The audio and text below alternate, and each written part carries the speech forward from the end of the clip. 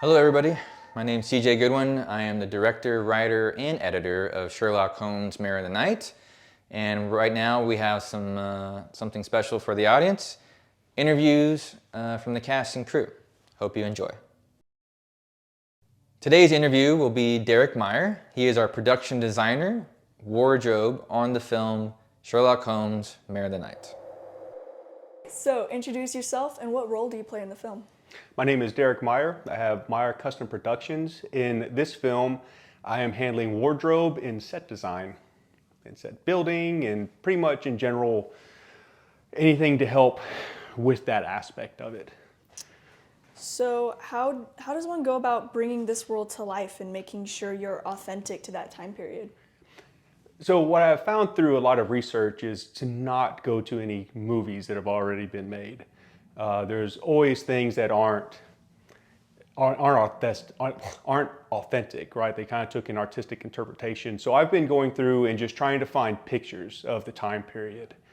If there's any descriptions of like newspapers, any magazines of the time, and trying to find that, what did people really dress at that time? Because it's easy to look at other movies and you see this elaborate dress for everybody every day where that's just wasn't the truth. That's not how people dress from day to day.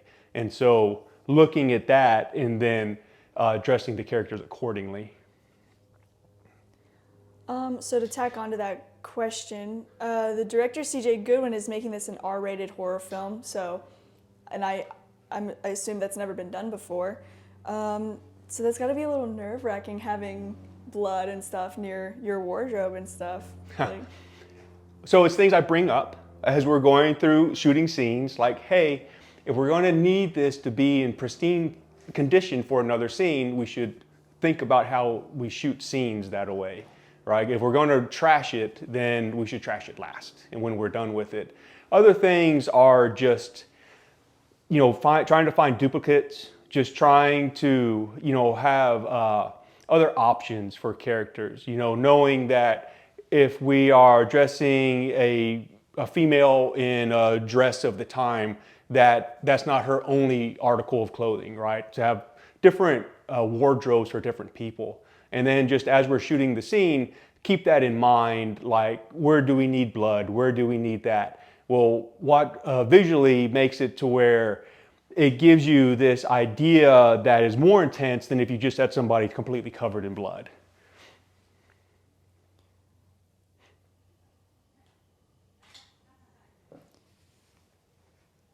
So tell us a little bit about your relationship with director CJ Goodwin. So he started back on his second feature film, Jackson, when you were an extra in Goodnight LMB and Eyes of a Roman. So talk a little bit about that. So it's been a kind of interesting journey that we've gone on with this. With the first film that I worked on with CJ as an extra on Jackson, it was kind of a mutual friend that knew that CJ was looking for some extras, and then Ryan knew that I was in theater and that I had done extra work on other films. And so he kind of reached out and just asked if I had availability that time, and so that's how I ended up on Jackson. While on that set, we were talking some, and I don't know, I think we just kind of hit it off, right? We just were pretty immediately comfortable around each other. And so then from there, it progressed. We started talking more and more and more, and I just found this was something that I was more interested in, and it was another creative outlet for me. Than just being on stage. And so as that grew and we talked more, we started having, as we would talk about different stories and stuff that he was writing, we would kind of go back and forth on different ideas and then what all pieces we needed and, kind of starting to design things out. And I think that as we were creating these stories and working through things that could be done, it just really helped our own relationship where we just have become more and more comfortable with each other. And to the point to where sometimes it can seem like we're just battering at each other, but it's just kind of the relationship that we've grown into. We know that the other person, I think, doesn't necessarily always mean it. There are times where, might mean it a little bit, but but for the most part, yeah, I mean, that's how that relationship has grown and come about. And today it's super exciting to be where we're at and to kind of see our journey going forward from here. Yeah, so why do you continue to work with him? That's a really good question. I would say going back to that idea of somebody that I already feel comfortable around.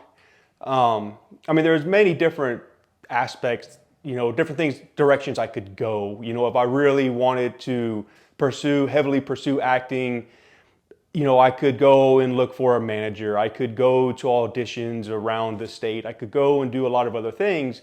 But if I do that, I have zero creative control over anything.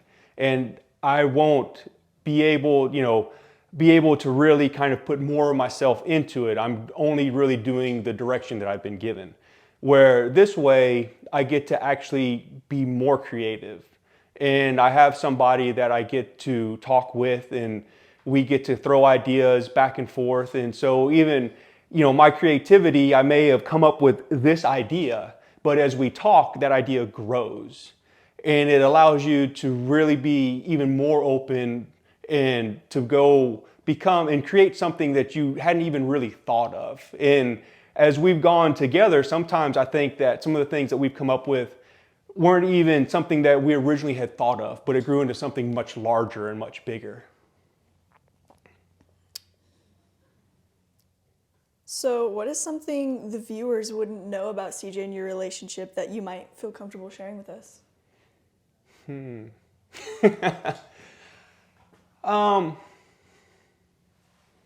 That's a good question. I mean, I guess like on set, people can kind of see us, talking back and forth. And I think people see that we're very comfortable and that we're very supportive of each other.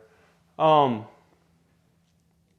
would say that's something that a lot of people don't see. And I wouldn't say so much the viewers, but even the cast and crew, what they don't see is some of the pains that he goes through, like the struggles of making an independent film are very hard and they're very taxing on you mentally, right? People don't show up when they say they're going to be there, and sometimes you don't know it until that day. Or somebody on set has an issue with somebody else. And a lot of those things don't just stay in that one little incident, right? We take care of it, we handle it, we move on. But a lot of those things stay with him, and it can bring him down quite a bit. So it's things that we talk about and talk through, and we have to kind of work through it on a different level that's much more personal. And I would say that's something that a part of that relationship is a little bit of just really being there for each other. That's something that people just don't always see. Right, it's definitely important. Yeah.